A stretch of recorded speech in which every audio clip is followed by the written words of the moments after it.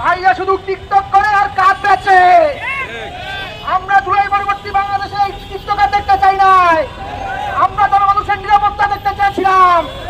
কিন্তু সেই বাংলাদেশ ব্যাংক থেকে শুরু করে রাষ্ট্রের প্রত্যেকটি জায়গায় এই বিএনপির অঙ্গ সংগঠনের সন্ত্রাসীরা মতদণ্ড চালিয়ে যাচ্ছে।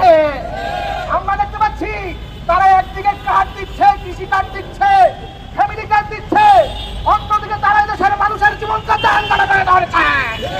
তারা একে একে বিদ্যুতের দাম বাড়াচ্ছে, তারা একে একে তেলের দাম বাড়াচ্ছে।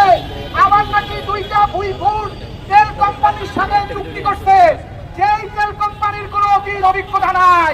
এই তেল কোম্পানির সাথে চুক্তি করে তেল কিনলেন, কত টাকা লুট করলেন তা তাদের সামনে পাই টু পাই চাপতে যাবে। লুটপাটকারীকে বাংলাদেশের মানুষের ক্ষমতায় রাখতে চাইবে না।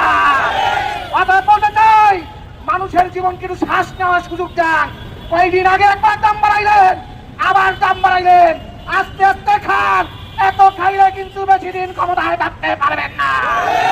সংগ্রামী বন্ধুগণ, আমরা 5 আগস্টের পরবর্তীতে দেখেছিলাম বিএনপির লোকজন সারা বাংলাদেশে মামলা বাণিজ্য করেছে, তারা বিভিন্ন জায়গায় মতদণ্ড করেছে, আর মতদণ্ড করে জুলাই গণঅভ্যুত্থানের নেতৃত্বের প্রতি দায় চালিয়েছে। আমরা দেখতে পেয়েছি তারা সারা দেশে বিভিন্ন জায়গায় এনসিপির নেতৃত্বের উপরে পরিকল্পিতভাবে হামলা করছে। আমরা বলতে চাই, আমরা একটা ক্ষমতায় থাকেন, কিন্তু মানবাধিকার এবং বাচ্চাদের নিয়ে যদি আপনারা সেই শেখ হাসিনার পরিচয় নেন, তাহলে কিন্তু আপনাদের পরিণতিও শেখ হাসিনার মতোই হবে।